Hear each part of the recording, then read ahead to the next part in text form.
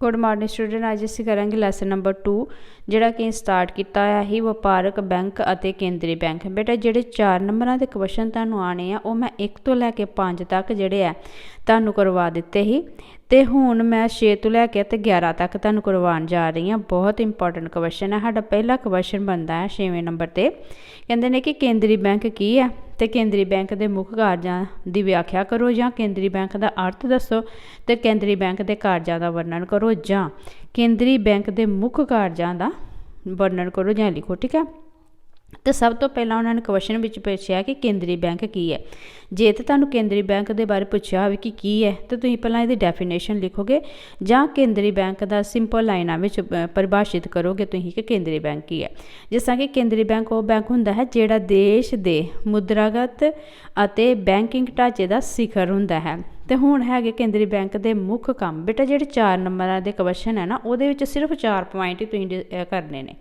ठीक है, तो केंद्री बैंक के मुख काम की है, जैसा कि नोट जारी करना। कहते किसी भी केंद्री बैंक का सब तो महत्वपूर्ण काम करंसी नोट जारी करना हुंदा है। केंद्री बैंक अपने जारी किए नोटां दे मुल दे किसी निश्चित अनुपात विच पूंजियां ते संपत्तियां रखण लई जिम्मेवार हुंदा है, ते नोट जारी करन दे अधिकार कारण ही इसनूं केंद्री बैंक, बैंक ऑफ इशू या बैंक ऑफ नोट इशू कहंदे ने। तो इन्ना मतलब सब तो महत्वपूर्ण काम की है कि इन्हूं नोट जारी करन दा अधिकार है। ठीक है, जिहड़े कि सानूं सारिआं नूं लीगली तौर ते इन्हां दे दुबारा जारी किया होया जिहड़ा नोट है वो सानूं भी स्वीकार करना पैंदा है। ठीक है, अगे अगे बैंक और एजेंट और सलाहकार। हुण जिहड़ा केंद्री बैंक है वो की है, कहंदे कि सरकार दे बैंकर वजों यह केंद्री अते राज सरकारां दे खाते रखदा है। दूजे शब्दां विच यह सरकार लई वो काम करते हन जो वपारिक बैंक अपने ग्राहकां लई करदा है। जिस तरह कि असीं अपने बैंक च जाने पैसे जमा करवाने वास्ते, असीं कढ़ा भी सकते हैं पैसे, फिक्स डिपॉजिट भी करवा सकते हैं, चालू खाता भी कढ़वा सकते हैं। तो कहते कि जिहड़ा केंद्री बैंक है ये सरकार ते राज्य सरकारां दे वास्ते वो काम करता है कि जिहड़ा वपारिक बैंक साडे वास्ते करता है। ठीक है, जिस तरह कि सरकार दे एजेंट के तौर पर केंद्री बैंक सरकार वालों दिते गए करां ते होर अदायगियां की जिहड़ी है वसूली करता है। हो जिहड़े कारकुर है उन्हां दी वसूली करता है। तो सरकार दे सलाहकार दे वजों केंद्री बैंक महत्वपूर्ण मुद्रिक अते बैंकिंग पहलुआं जिवें कि वित्ती घाटे हो गए, वपारक नीतियां हो गई, विदेशी मुद्रा नीति होगी, तो करंसी का अवमूलन आदि ते सलाह दिंदा है। मतलब सलाह भी करते हैं सरकार दे नाल कि सानूं इस तरह करना चाहिए, इन्ना घाटा होया जां वाधा होया, कुछ भी होवे, केंद्री बैंक जिहड़ा सरकार का सलाहकार है। ठीक है, अगे अगे कहंदे बैंकां दा बैंक, कहंदे किसी भी देश का केंद्री बैंक उस दे वपारिक बैंकों का बैंक हुंदा है, क्योंकि हर वपारिक बैंक लई अपनियां कुल जमा राशियां का कुछ हिस्सा केंद्री बैंक कोल रोकड़ रिजर्व के रूप में रखना पैंदा है, तां जो किसी भी संकट आउण ते ये जिहड़ी जमा राशि है वरती जा सके। हुण सडनली भूकंप आ जांदे ने, सडनली कोई मतलब कुदरती आफत आ जाती जां कोई घटना हो जाती है, तो फिर की करता है कि जिहड़े वपारक बैंक ने रखे हुंदे ने इन्हां केंद्री बैंक दे कोल पैसे, तो वो फिर कढवा सकते हैं। तो ये सरकार का भी बैंक है, इन्हां सारियां चीज़ों वास्ते जिहड़ा कर सकदा है। तो वपारक बैंक जिहड़े अपनी सारी जमा पूंजी जिहड़ी है तां करके केंद्री बैंक में जमा कर, सारी नहीं, अपनी जिहड़ी जमा पूंजी का कुछ हिस्सा जिहड़े लोकां दे जमा करांदे ने कि वपारक बैंक में, उहदा कुछ हिस्सा जिहड़ा है ना एक निश्चित अनुपात हुंदा है, एक निश्चित रेशो दित्ती हुंदी है कि इन्ने विच तुसीं अपना जिहड़ा केंद्री बैंक में पैसे जमा कराने ने। तो फिर जो उन्होंने कोई प्रॉब्लम होंदी है, घाटा वाधा हो जाए, तो फिर जिहड़ा केंद्री बैंक को वपारक बैंक ले लैंदा वा। ठीक है, तां जो किसी भी संकट आउण ते ये जिहड़ी जमा राशि वरती जा सके, इसलिए केंद्री बैंक नूं वपारक बैंकां दे जमा नगद का रखवाला भी कहा जाता है। अगे हैगा कि बैंकिंग प्रणाली की निगरानी। हुण हैगा कहंदे कि केंद्री बैंकां द्वारा समय समय ते वपारक बैंकां दी जांच की जाती है। नवें बैंकां नूं लाइसेंस प्रदान करना, वपारक बैंकां दी कारविधि का मूल्यांकन करना, कारविधि मतलब किस तरह कामकाज कर रहे हैं, तो देश के ਵੱਖ-ਵੱਖ खेत्रां विच भी बैंकिंग प्रणाली का प्रसार करना आदि, ये सारे कामां की जिम्मेवारी केंद्री बैंक की हुंदी है। तो बेटा 4 नंबर के क्वेश्चन में सिर्फ तुसीं 4 पॉइंट ही लिखने ने, और बहुत ही सिंपल है ये वाले पॉइंट। ਠੀਕ ਹੈ। ਅੱਗੇ ਹੈਗਾ ਕਹਿੰਦੇ ਕਿ ਵਿਕਾਸਸ਼ੀਲ ਅਰਥਚਾਰਿਆਂ ਵਿੱਚ ਕੇਂਦਰੀ ਬੈਂਕ ਦੇ ਕੀ ਕਾਰਜ ਨੇ ਜਾਂ ਕਾਰਜ ਕੰਮਾਂ ਦਾ ਵਰਣਨ ਕਰੋ। ਹੁਣ ਇਹ ਹੈਗਾ ਕਿ ਵਿਕਾਸਸ਼ੀਲ ਦੇਸ਼ਾਂ ਵਿੱਚ ਕੇਂਦਰੀ ਬੈਂਕ ਦੇ ਕੰਮ ਸਭ ਤੋਂ ਪਹਿਲਾਂ ਬੱਚਤਾਂ ਨੂੰ ਉਤਸ਼ਾਹਿਤ ਕਰਨਾ ਤਾਂ ਜੋ ਪੂੰਜੀ ਨਿਵੇਸ਼ ਅਤੇ ਆਰਥਿਕ ਵਿਕਾਸ ਲਈ ਉਪਲਬਧ ਪੂੰਜੀ ਨਿਰਮਾਣ ਦੀ ਦਰ ਵਧਾ ਹੋ ਸਕੇ। ਪੂੰਜੀ ਨਿਰਮਾਣ ਦੀ ਜਿਹੜੀ ਦਰ ਵਿੱਚ ਵਾਧਾ ਹੋ ਸਕੇ। ਇੱਥੇ ਵਿੱਚ ਆਉਣਾ ਬੇਟਾ, ਮੈਂ ਫਿਰ ਪੜ੍ਹ ਦਿੰਦੀ ਹਾਂ ਇੱਕ ਵਾਰੀ। ਕਹਿੰਦੇ ਕਿ ਬਚਤਾਂ ਨੂੰ ਉਤਸ਼ਾਹਿਤ ਕਰਨਾ ਤਾਂ ਜੋ ਪੂੰਜੀ ਨਿਵੇਸ਼ ਅਤੇ ਆਰਥਿਕ ਵਿਕਾਸ ਲਈ ਉਪਲਬਧ ਪੂੰਜੀ ਨਿਰਮਾਣ ਦੀ ਦਰ ਵਿੱਚ ਵਾਧਾ ਹੋ ਸਕੇ। ਦੂਜੇ ਹੈ ਮੁਦਰਾ ਪ੍ਰਣਾਲੀ ਨੂੰ ਸੰਗਠਿਤ ਕਰਨਾ ਅਤੇ ਵਿਕਸਿਤ ਕਰਨਾ ਤਾਂ ਜੋ ਅਰਥ ਵਿਵਸਥਾ ਵਿੱਚ ਮੁਦਰਾ ਪੂਰਤੀ ਦੀ ਕੋਈ ਕਮੀ ਨਾ ਹੋ ਸਕੇ। ਅਤੇ ਥਰਡ ਹੈਗਾ ਕਹਿੰਦੇ ਨੇ ਕਿ ਆਰਥਿਕਤਾ ਵਿੱਚ ਬੈਂਕਿੰਗ ਪ੍ਰਣਾਲੀ ਦਾ ਵਿਸਤਾਰ ਕਰਨਾ, ਖਾਸ ਕਰਕੇ ਪਛੜੇ ਖੇਤਰਾਂ ਵਿੱਚ, ਜਿਹੜੇ ਕਿ ਹੈਗੇ ਪਛੜੇ ਖੇਤ ਜਿਹੜੇ ਹੁੰਦੇ ਨੇ, ਠੀਕ ਹੈ, ਮਤਲਬ ਪਛੜੇ ਇਲਾਕੇ ਜਿਹੜੇ ਹੁੰਦੇ ਉਹਨਾਂ ਵਿੱਚ ਬੈਂਕਿੰਗ ਪ੍ਰਣਾਲੀ ਦੀ ਸੁਵਿਧਾ ਉਪਲਬਧ ਕਰਾਉਣਾ। ਠੀਕ ਹੈ। ਅੱਗੇ ਹੈਗਾ ਫੋਰਥ 'ਤੇ ਕਹਿੰਦੇ ਕਿ ਅਰਥ ਵਿਵਸਥਾ ਵਿੱਚ ਕ੍ਰੈਡਿਟ ਸਿਰਜਣ ਦੀ ਪ੍ਰਕਿਰਿਆ ਨੂੰ ਉਤਸ਼ਾਹਿਤ ਕਰਨਾ ਤਾਂ ਜੋ ਲੋੜੀਂਦੇ ਕਰਜ਼ਾ ਮਿਲ ਸਕੇ। ਜਿਹੜਾ ਕ੍ਰੈਡਿਟ ਸਿਸਟਮ ਹੈ ਕਹਿੰਦੇ ਉਸ ਪ੍ਰਕਿਰਿਆ ਨੂੰ ਉਤਸ਼ਾਹਿਤ ਕਰਨਾ, ਮਤਲਬ ਉਹਨੂੰ ਜ਼ਿਆਦਾ ਤੋਂ ਜ਼ਿਆਦਾ ਉਤਸ਼ਾਹਿਤ ਕਰਨਾ। ਕਹਿਣ ਦਾ ਭਾਵ ਹੈ ਕਿ ਜ਼ਿਆਦਾ ਤੋਂ ਜ਼ਿਆਦਾ ਉਸ ਕਿਰਿਆ ਨੂੰ ਫੈਲਾਉਣਾ, ਮੋਟੀਵੇਟ ਕਰਨਾ, ਅਤੇ ਤਾਂ ਜੋ ਕਰਜ਼ੇ ਜਿਹੜੇ ਹੈ ਲੋੜੀਂਦੇ ਕਰਜ਼ੇ ਮਿਲ ਸਕਣ। ਠੀਕ ਹੈ। ਉਤਸ਼ਾਹ ਦੇਣਾ, ਹੱਲਾਸ਼ੇਰੀ ਦੇਣਾ। ਠੀਕ ਹੈ। ਅੱਗੇ ਹੈਗਾ ਫਿਫਥ, ਕਹਿੰਦੇ ਅਰਥ ਵਿਵਸਥਾ ਵਿੱਚ ਆਰਥਿਕ ਸਥਿਰਤਾ ਬਣਾਈ ਰੱਖਣਾ ਅਤੇ ਕੀਮਤਾਂ ਵਿੱਚ ਹੋਣ ਵਾਲੇ ਵਾਧੇ ਨੂੰ ਨਿਯੰਤਰਣ ਕਰਨ ਲਈ। ਠੀਕ ਹੈ ਬੇਟਾ। ਅੱਗੇ ਹੈਗੇ ਕਹਿੰਦੇ ਕਿ ਸਰੋਤਾਂ ਦੀ ਮੰਗ ਜਿਹੜੀ ਹੈ, ਸਰੋਤਾਂ ਦੀ ਵੰਡ ਨੂੰ ਨਿਯਮਿਤ ਕਰਨਾ ਤਾਂ ਜੋ ਵੱਧ ਤੋਂ ਵੱਧ ਲਾਭ ਦਿੱਤੇ ਹੋਏ ਸੀਮਤ ਸਰੋਤਾਂ ਨਾਲ ਪੈਦਾ ਕੀਤਾ ਜਾ ਸਕੇ। ਮਤਲਬ ਇਸ ਤਰ੍ਹਾਂ ਆਪਣੇ ਸਰੋਤ ਜਿਹੜੇ ਸੋਰਸ ਆ ਉਹਨੂੰ ਇਸ ਤਰ੍ਹਾਂ ਨਾਲ ਵੰਡਣਾ ਕਿ ਜਿਹੜੇ ਜਿੰਨੇ ਵੀ ਸਾਨੂੰ ਦਿੱਤੇ ਆ ਉਹ ਸੀਮਤ ਸਰੋਤਾਂ ਦੇ ਵਿੱਚ ਜਿਹੜਾ ਸਾਨੂੰ ਲਾਭ ਜਿਹੜਾ ਪ੍ਰਾਪਤ ਹੋ ਸਕੇ। ਹੁਣ ਹੈਗਾ ਸਾਡਾ 8ਵਾਂ, ਕਹਿੰਦੇ ਕੇਂਦਰੀ ਬੈਂਕ ਦੁਆਰਾ ਵਰਤੇ ਜਾਣ ਦੇ ਸਾਖ ਨਿਯੰਤਰ ਦੇ ਕਿਸੇ 4 ਤਰੀਕਿਆਂ ਦੀ ਵਿਆਖਿਆ ਕਰੋ। ਜਾਂ ਤੁਹਾਡਾ ਕੁਐਸਚਨ ਹੋ ਸਕਦਾ ਸਾਖ ਨਿਯੰਤਰ ਦੇ ਕਿਸੇ 4 ਮਾਤਰਾਤਮਕ ਯੰਤਰਾਂ ਦੀ ਵਰਤੋਂ ਕਰੋ। ਠੀਕ ਹੈ। ਅਤੇ ਇਹਦੇ ਵਿੱਚ ਆਏਗਾ ਸਾਡਾ ਹੈਗਾ ਪਹਿਲਾ ਸਾਖ ਨਿਯੰਤਰਣ ਦੇ ਤਰੀਕੇ ਜਾਂ ਉਪਾਏ ਜਾਂ ਵਿਧੀਆਂ। ਠੀਕ ਹੈ। ਅਤੇ ਸਾਡਾ ਪਹਿਲਾਂ ਹੈਗਾ ਬੈਂਕ ਦਰ। ਬੈਂਕ ਦਰ ਉਹ ਉਸ ਘੱਟੋ ਘੱਟ ਵਿਆਜ ਦਰ ਨੂੰ ਦਰਸਾਉਂਦੀ ਹੈ ਜਿਸ 'ਤੇ ਕੇਂਦਰੀ ਬੈਂਕ ਵਪਾਰਿਕ ਬੈਂਕਾਂ ਨੂੰ ਉਹਨਾਂ ਦੀਆਂ ਜ਼ਰੂਰਤਾਂ ਅਨੁਸਾਰ ਉਧਾਰ ਦਿੰਦਾ ਹੈ। ਕਿਉਂ ਦਿੰਦਾ ਹੈ? ਕੇਂਦਰੀ ਬੈਂਕ ਵਪਾਰਿਕ ਬੈਂਕਾਂ ਨੂੰ ਉਹਨਾਂ ਦੀ ਲੋੜ ਅਨੁਸਾਰ। ਠੀਕ ਹੈ। ਅੱਗੇ ਕਹਿੰਦੇ ਖੁੱਲ੍ਹੀ ਮੰਡੀ ਪ੍ਰਕਿਰਿਆ, ਕਹਿੰਦੇ ਓਪਨ ਮਾਰਕੀਟ ਆਪਰੇਸ਼ਨ ਦੇ ਤਹਿਤ, ਮਤਲਬ ਇਸ ਪ੍ਰਣਾਲੀ ਦੇ ਅਧੀਨ ਕੇਂਦਰੀ ਬੈਂਕ ਵੱਲੋਂ ਮੁਦਰਾ ਮੰਡੀ ਵਿੱਚ ਅਲਪਕਾਲੀ ਅਤੇ ਦੀਰਘ ਪ੍ਰਤੀਭੂਤੀਆਂ ਦੀ ਖਰੀਦ ਅਤੇ ਵਿਕਰੀ ਨਿਯੰਤਰਿਤ ਕਰਦਾ ਹੈ। ਠੀਕ ਹੈ। ਅੱਗੇ ਹੈਗਾ ਕਹਿੰਦੇ ਰਾਖਵਾਂ ਰੋਕੜ ਅਨੁਪਾਤ, ਕਹਿੰਦੇ ਹਰੇਕ ਵਪਾਰਕ ਬੈਂਕ ਨੂੰ ਆਪਣੀ ਜਮ੍ਹਾਂ ਰਕਮ ਦਾ ਇੱਕ ਨਿਸ਼ਚਿਤ ਅਨੁਪਾਤ ਜਿਹੜਾ ਹੈ ਕੇਂਦਰੀ ਬੈਂਕ ਕੋਲ ਰਿਜ਼ਰਵ ਰੱਖਣਾ ਪੈਂਦਾ ਹੈ। ਠੀਕ ਹੈ। ਇੱਥੇ ਹੁੰਦਾ ਲਿਖ ਦਿੱਤਾ ਜਿਹੜਾ ਕਿ ਨਹੀਂ ਲਿਖਣਾ। ਠੀਕ ਹੈ। ਇਸ ਤਰ੍ਹਾਂ ਫਿਰ ਦੁਬਾਰਾ ਬੋਲਦੀ ਹਾਂ, ਹਰੇਕ ਵਪਾਰਕ ਬੈਂਕ ਨੂੰ ਆਪਣੀ ਜਮ੍ਹਾਂ ਰਕਮ ਦਾ ਇੱਕ ਨਿਸ਼ਚਿਤ ਅਨੁਪਾਤ ਕੇਂਦਰੀ ਬੈਂਕ ਕੋਲ ਰਿਜ਼ਰਵ ਰੱਖਣਾ ਪੈਂਦਾ ਹੈ ਜਿਸ ਨੂੰ ਕੈਸ਼ ਰਿਜ਼ਰਵ ਅਨੁਪਾਤ ਵਜੋਂ ਜਾਣਿਆ ਜਾਂਦਾ ਹੈ। ਠੀਕ ਹੈ।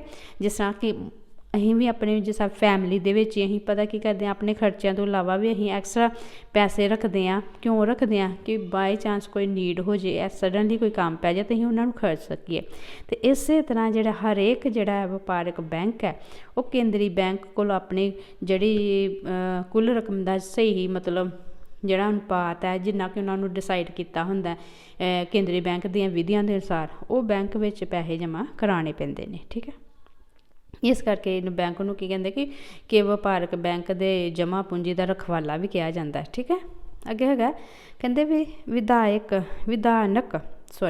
ਵਿਧਾਨਕ ਤਰਲਤਾ ਅਨੁਪਾਤ, ਕਹਿੰਦੇ ਹਰੇਕ ਵਪਾਰਕ ਬੈਂਕ ਨਗਦ ਜਾਂ ਤਰਲ ਸੰਪਤੀਆਂ ਦਾ ਇੱਕ ਨਿਸ਼ਚਿਤ ਅਨੁਪਾਤ ਕੇਂਦਰੀ ਬੈਂਕ ਕੋਲ ਰੱਖਣਾ ਪੈਂਦਾ ਹੈ। ਕਿਹਨੂੰ?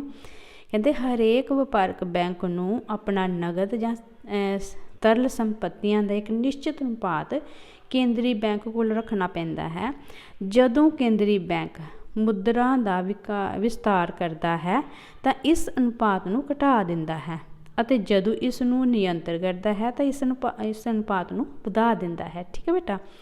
ਅੱਗੇ ਹੈਗਾ ਕਹਿੰਦੇ ਕਿ ਰੈਪੋ ਰੇਟ ਜਾਂ ਰੈਪੋ ਦਰ 'ਤੇ ਸੰਖੇਪ ਨੋਟ ਲਿਖੋ, ਜਾਂ ਤੁਸੀਂ ਕਹਿ ਸਕਦੇ ਹੋ ਕਿ ਸਾਖ ਨਿਯੰਤਰ ਦੀ ਕੋਈ ਇੱਕ ਮਾਤਰਾਤਮਕ ਵਿਧੀ ਲਿਖੋ, ਤੇ ਇਹਦਾ ਹੈਗਾ ਰੈਪੋ ਦਰ ਜਾਂ ਰੈਪੋ ਰੇਟ।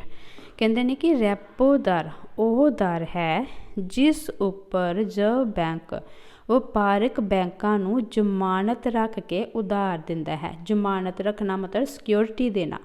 ਜਦੋਂ ਵੀ ਅਸੀਂ ਬੈਂਕ ਤੋਂ ਲੋਨ ਲੈਂਦੇ ਤਾਂ ਸਾਨੂੰ ਕੁਝ ਚੀਜ਼ਾਂ ਉਹਨਾਂ ਸਿਕਿਉਰਿਟੀ ਦੇ ਰੂਪ ਵਿੱਚ ਦੇਣੀ ਪੈਂਦੀ ਹੈ, ਅਤੇ ਉਸੇ ਤਰ੍ਹਾਂ ਜਿਹੜਾ ਵਪਾਰਕ ਬੈਂਕ ਹੈ ਉਹ ਜਿਹੜਾ ਕੇਂਦਰੀ ਬੈਂਕ ਨੂੰ ਸਿਕਿਉਰਿਟੀ ਦਿੰਦਾ ਹੈ, ਅਤੇ ਫਿਰ ਉਹਨੂੰ ਉਧਾਰ ਦਿੰਦੇ ਨੇ। ਠੀਕ ਹੈ। ਅਤੇ ਇਹ ਉਧਾਰ ਵਪਾਰਕ ਬੈਂਕ ਥੋੜ੍ਹੇ ਸਮੇਂ ਲਈ ਲੈਂਦਾ ਹੈ। ਜਿਹੜਾ ਵਪਾਰਕ ਬੈਂਕ ਹੈ ਨਾ, ਇਹ ਜਿਹੜਾ ਕੇਂਦਰੀ ਬੈਂਕ ਤੋਂ ਥੋੜ੍ਹੇ ਸਮੇਂ ਲਈ ਉਧਾਰ ਲੈਂਦਾ ਹੈ। ਰੈਪੋ ਦਰ ਨੂੰ ਦੁਬਾਰਾ ਖਰੀਦ ਦਰ ਵੀ ਕਿਹਾ ਜਾਂਦਾ ਹੈ। ਇਸ ਦਰ ਉੱਪਰ ਸਿਕਿਉਰਿਟੀ ਦੁਬਾਰਾ ਖਰੀਦੀਆਂ ਜਾ ਸਕਦੀਆਂ ਹਨ। ਅੱਗੇ ਹੈਗਾ ਕਿ ਰੈਪੋ ਦਰ ਵਿੱਚ ਵਾਧਾ ਵਪਾਰਿਕ ਬੈਂਕਾਂ ਨੂੰ ਆਪਣੇ ਨਗਦ ਰਿਜ਼ਰਵ ਨੂੰ ਇਕੱਠਾ ਕਰਨ 'ਤੇ ਰੋਕਦਾ ਹੈ। ਕਿੱਥੋਂ? ਨਗਦ ਰਿਜ਼ਰਵ ਨੂੰ ਇਕੱਠਾ ਕਰਨ ਤੋਂ ਰੋਕਦਾ ਹੈ, ਜਿਸ ਨਾਲ ਉਸ ਦੀ ਸਾਖ ਨਿਰਮਾਣ ਦੀ ਤਾਕਤ ਜਿਹੜੀ ਹੈ ਘਟ ਜਾਂਦੀ ਹੈ। ਠੀਕ ਹੈ ਬੇਟਾ। ਅੱਗੇ ਹੈਗਾ ਕਹਿੰਦੇ ਕਿ ਜਦੋਂ ਰੈਪੋ ਦਰ ਘਟਦਾ ਹੈ ਤਾਂ ਬੈਂਕ ਆਪਣੀ ਤਿਜੋਰੀ ਵਿੱਚ ਘੱਟ ਨਗਦ ਰੱਖਣ ਲਈ ਮਜਬੂਰ ਹੁੰਦਾ ਹੈ, ਜਿਸ ਨਾਲ ਉਹਨਾਂ ਦੀ ਸਾਖ ਨਿਰਮਾਣ ਦੀ ਤਾਕਤ ਜਿਹੜੀ ਹੈ ਵੱਧ ਜਾਂਦੀ ਹੈ, ਅਤੇ ਦੇਸ਼ ਵਿੱਚ ਮੁਦਰਾ ਦੀ ਪੂਰਤੀ ਵੀ ਵੱਧ ਜਾਂਦੀ ਹੈ। ਠੀਕ ਹੈ ਬੇਟਾ ਜੀ। ਅੱਗੇ ਹੈਗਾ 10ਵਾਂ, ਕਹਿੰਦੇ ਸਾਖ ਨਿਯੰਤਰ ਦੀਆਂ ਕੋਈ 4 ਗੁਣਾਤਮਕ ਵਿਧੀਆਂ ਬਾਰੇ ਦੱਸੋ। ਪਹਿਲਾਂ ਸਾਡਾ ਹੀ ਮਾਤਰਾਤਮਕ ਵਿਧੀਆਂ, ਹੁਣ ਹੈਗਾ ਗੁਣਾਤਮਕ ਵਿਧੀਆਂ। ਤੇ ਸਾਡਾ ਪਹਿਲਾ ਹੈਗਾ ਕਹਿੰਦੇ ਪਹਿਲਾਂ ਵੇਖੋ ਕਿ ਸਾਖ ਨਿਯੰਤਰ ਕੀ ਚੀਜ਼ ਹੈ। ਪੜ੍ਹਦੇ ਹਾਂ ਬੇਟਾ। ਜਿਨ੍ਹਾਂ ਵਿਧੀਆਂ ਦਾ ਉਦੇਸ਼ ਕੁਝ ਖਾਸ ਖੇਤਰਾਂ ਜਾਂ ਕਾਰਜਾਂ ਲਈ ਦਿੱਤੇ ਜਾਣ ਵਾਲੀ ਸਾਖ ਦੀ ਉਪਲਬਧਤਾ ਨੂੰ ਨਿਯੰਤਰ ਕਰਨਾ ਹੁੰਦਾ ਹੈ, ਉਹਨਾਂ ਨੂੰ ਸਾਖ ਨਿਯੰਤਰ ਦੀਆਂ ਗੁਣਾਤਮਕ ਵਿਧੀਆਂ ਕਿਹਾ ਜਾਂਦਾ ਹੈ। ਸਾਖ ਨਿਯੰਤਰ ਦੇ ਮੁੱਖ ਉਪਾਅ ਹੇਠ ਲਿਖੇ ਹਨ। ਤੁਹਾਡਾ ਪਹਿਲਾ ਹੈਗਾ ਕਹਿੰਦੇ ਅੰਤਰ ਜ਼ਰੂਰਤਾਂ ਵਿੱਚ ਬਦਲਾਅ। ਇਹ ਪੜਾਂਗੇ ਪਹਿਲਾਂ। ਕਹਿੰਦੇ ਕਿ ਆਮ ਤੌਰ 'ਤੇ ਵਪਾਰਕ ਬੈਂਕਾਂ ਵੱਲੋਂ ਗ੍ਰਾਹਕਾਂ ਨੂੰ ਦਿੱਤੀ ਜਾਣ ਵਾਲਾ ਕਰਜ਼ ਜ਼ਮਾਨਤ ਦੇ ਰੂਪ ਵਿੱਚ ਰੱਖੀ ਗਈ ਸੰਪੱਤੀ ਦੇ ਵਰਤਮਾਨ ਮੁੱਲ ਨਾਲੋਂ ਘੱਟ ਹੁੰਦਾ ਹੈ। ਠੀਕ ਹੈ। ਕਹਿੰਦੇ ਕਿ ਕਰਜ਼ ਜਿਹੜਾ ਦਿੱਤਾ ਹੈ ਉਹ ਜ਼ਮਾਨਤ ਦੇ ਰੂਪ ਵਿੱਚ ਜਿਹੜੀ ਸੰਪੱਤੀ ਰੱਖੀ ਆ ਉਹਦਾ ਵਰਤਮਾਨ ਮੁੱਲ ਨਾਲੋਂ ਘੱਟ ਹੁੰਦਾ ਹੈ। ਜ਼ਮਾਨਤ ਦੇ ਮੁੱਲ ਅਤੇ ਪ੍ਰਾਪਤ ਕਰਜ਼ ਦੇ ਇਸ ਅੰਤਰ ਨੂੰ ਹੀ ਕਰਜ਼ ਦੀ ਸੀਮਾਤ ਜ਼ਰੂਰਤ ਕਿਹਾ ਜਾਂਦਾ ਹੈ। ਜਿਹੜਾ ਇਹਨਾਂ ਦੋਨਾਂ ਵਿੱਚ ਡਿਫਰੈਂਸ ਹੈ ਉਹਨੂੰ ਕੀ ਕਿਹਾ ਜਾਂਦਾ ਹੈ? ਸੀਮਾਤ ਜ਼ਰੂਰਤਾਂ ਕਿਹਾ ਜਾਂਦਾ ਹੈ। ਨੈਕਸਟ ਹੈਗਾ ਕਹਿੰਦੇ ਸਿੱਧੀ ਕਾਰਵਾਈ। ਕਹਿੰਦੇ ਕਿ ਜੇਕਰ ਵਪਾਰਕ ਬੈਂਕ ਜਿਹੜਾ ਹੈ ਕੇਂਦਰੀ ਬੈਂਕ ਦੀਆਂ ਨੀਤੀਆਂ ਜਾਂ ਦਿਸ਼ਾ ਨਿਰਦੇਸ਼ ਨੂੰ ਨਹੀਂ ਮੰਨਦਾ ਤਾਂ ਉਹ ਉਹਨਾਂ ਵਿਰੁੱਧ ਸਿੱਧੀ ਕਾਰਵਾਈ ਕਰ ਸਕਦਾ ਹੈ। ਇਸ ਕਾਰਵਾਈ ਵਿੱਚ ਬੈਂਕ ਰੇਟ ਤੋਂ ਵੱਧ ਵਿਆਜ, ਹੋਰ ਉਧਾਰ ਤੋਂ ਇਨਕਾਰ ਅਤੇ ਵਟਾਂਦਰਾ ਬਿੱਲਾਂ ਦੀ ਕਟੌਤੀ ਤੋਂ ਇਨਕਾਰ ਕਰ ਸਕਦਾ ਹੈ। ਮਤਲਬ ਸਿੱਧੀ ਕਾਰਵਾਈ ਇਸੇ ਤਰ੍ਹਾਂ ਜਿਸ ਤਰ੍ਹਾਂ ਕਿ ਕੋਈ ਸਕੂਲ ਹੈ ਜਿਸ ਤਰ੍ਹਾਂ ਸਾਡੇ ਸਕੂਲ ਹੁੰਦੇ ਨੇ, ਉਹਦੇ ਵਿੱਚ ਜੇ ਕੋਈ ਟੀਚਰ ਹੈ ਉਹ ਪ੍ਰਿੰਸੀਪਲ ਦੇ ਅਕੋਰਡਿੰਗਲੀ ਉਹਨਾਂ ਦੀਆਂ ਹਦਾਇਤਾਂ ਦੇ ਅਕੋਰਡਿੰਗਲੀ ਕੰਮ ਨਹੀਂ ਕਰਦੇ ਤਾਂ ਉਹਨਾਂ ਵਿਰੁੱਧ ਡਾਇਰੈਕਟ ਐਕਸ਼ਨ ਲੈ ਲੈਣਗੇ। ਠੀਕ ਹੈ। ਇਸੇ ਤਰ੍ਹਾਂ ਵਪਾਰਕ ਬੈਂਕ ਜੇ ਕੇਂਦਰੀ ਬੈਂਕ ਦੀਆਂ ਨੀਤੀਆਂ ਨੂੰ ਫੋਲੋ ਨਹੀਂ ਕਰਦਾ ਤੇ ਕੇਂਦਰੀ ਬੈਂਕ ਨੂੰ ਪੂਰਾ ਅਧਿਕਾਰ ਹੈ ਕਿ ਉਸ ਦੇ ਵਿਰੁੱਧ ਡਾਇਰੈਕਟ ਐਕਸ਼ਨ ਲਵੇ। ਠੀਕ ਹੈ। ਅੱਗੇ ਹੈਗਾ ਕਹਿੰਦੇ ਨੈਤਿਕ ਪ੍ਰੇਰਨਾ। ਇਹਦੇ ਵਿੱਚ ਕੀ ਆਏਗਾ? ਨੈਤਿਕ ਪ੍ਰੇਰਨਾ ਤੋਂ ਭਾਵ ਇਹ ਭਾਵ ਹੈ ਕਿ ਵਪਾਰਿਕ ਬੈਂਕਾਂ ਨੂੰ ਸਮਝਾ ਬੁਝਾ ਕੇ ਅਤੇ ਸਲਾਹ ਦੇ ਕੇ ਕੇਂਦਰੀ ਬੈਂਕ ਦੀਆਂ ਮੁਦਰਿਕ ਨੀਤੀ ਨੂੰ ਲਾਗੂ ਕਰਨ ਦੀ ਪ੍ਰੇਰਨਾ ਦਿੱਤੀ ਜਾ ਸਕਦੀ ਹੈ। ਮਤਲਬ ਉਹਨੂੰ ਮੋਟੀਵੇਟ ਕੀਤਾ ਜਾ ਸਕਦਾ ਹੈ। ਉਹਨੂੰ ਇਹ ਕਹਿਣਾ ਚਾਹੀਦਾ ਕਿ ਜਿਹੜੀਆਂ ਵੀ ਕੇਂਦਰੀ ਬੈਂਕ ਦੀਆਂ ਵਿਧੀਆਂ ਹੈ ਉਹਨਾਂ ਨੂੰ ਉਹ ਮਤਲਬ ਮੰਨੇ। ਠੀਕ ਹੈ। ਔਰ ਕੇਂਦਰੀ ਬੈਂਕ ਸਾਰੇ ਵਪਾਰਿਕ ਬੈਂਕਾਂ ਦਾ ਮੁਖੀ ਹੋਣ ਕਰਕੇ ਆਪਣੀਆਂ ਨੀਤੀਆਂ ਲਾਗੂ ਕਰਵਾਉਣ ਲਈ अपना नैतिक प्रभाव वरतदा है। मतलब पूरा पहला तो वह अपना नैतिक प्रभाव वरतदा है कि मेरी नीतियां फॉलो करो, तो जे ना करे फिर डायरैक्ट एक्शन भी लै सकता है। ठीक है बच्चा। अगे हैगा फोर्थ, कहते हैं कि केंद्री बैंक प्रचार नूं भी उधार नियंत्रण का साधन वजों वरतदा है। जिहड़ा केंद्री बैंक है वो प्रचार नूं पब्लिकसिटी नूं भी की करदा कि उधार नियंत्रण के साधन वजों वरतदा है।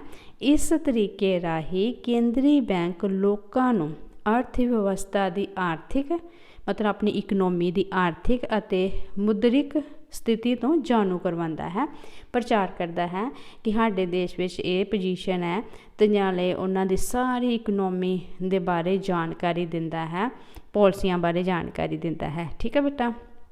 नैक्सट हैगा साडा 11, कहते कि सेंट्रल बैंक जां कमर्शियल बैंक विचकार फर्क दसो। कहते कि सेंट्रल बैंक जिन्हों केंद्री बैंक अते व्यापारिक बैंकों विच की है फर्क, वो दसो। केंद्री बैंक जां व्यापारिक बैंक तो किवें वखरा है, तो साडा आंसर होएगा केंद्री बैंक अते व्यापारिक बैंक विच अंतर। सब तो पहला हैगा इहदा उद्देश्य। उद्देश्य के संबंध विच अंतर, कहते कि केंद्री बैंक का मुख्य उद्देश्य देश का आर्थिक विकास करना है। जिहड़ा केंद्री बैंक है ना, उहदा उद्देश्य है कि देश का आर्थिक विकास करना हुंदा है, जद कि व्यापारिक बैंक का मुख्य उद्देश्य सिर्फ लाभ कमाना हुंदा है। नैक्सट है कहते जनता नाल सीधे लैन देन के संबंध विच अंतर। हुण केंद्री बैंक जिहड़ा इनडायरैक्टली जनता नाल लिंक रखता है, डायरैक्टली जनता नाल लिंक नहीं रखता। अं केंद्री बैंक दे है ना, केंद्री बैंक जनता नाल सीधे संबंध नहीं रख सकता, पर एक व्यापारिक बैंक पब्लिक होने कारण इसका जिहड़ा संबंध है जनता नाल हुंदा है। अगे हैगा मालकी के संबंध विच, तो कहते केंद्री बैंक जिहड़ा है सरकार दा बैंकर एजेंट अते सलाहकार हुंदा है, तो सरकार उस तो उधार लैंदी है। पर एक व्यापारिक बैंक जिहड़ा सरकार की मलकीयत अधीन हो भी सकता है तो नहीं भी हो सकता। ठीक है। मतलब केंद्री बैंक जिहड़ा है वो मलकीयत अधीन आंदा वै, ये बड़ा एजेंट भी है सरकार का, तो बैंकर भी है, सलाहकार भी है। तो लेकिन जिहड़ा व्यापारिक बैंक है वो सरकार की मलकीयत अधीन नहीं भी हो सकता, तो हो भी सकता है। ठीक है। अगे हैगा नोटबंदी के अधिकार बारे अंतर।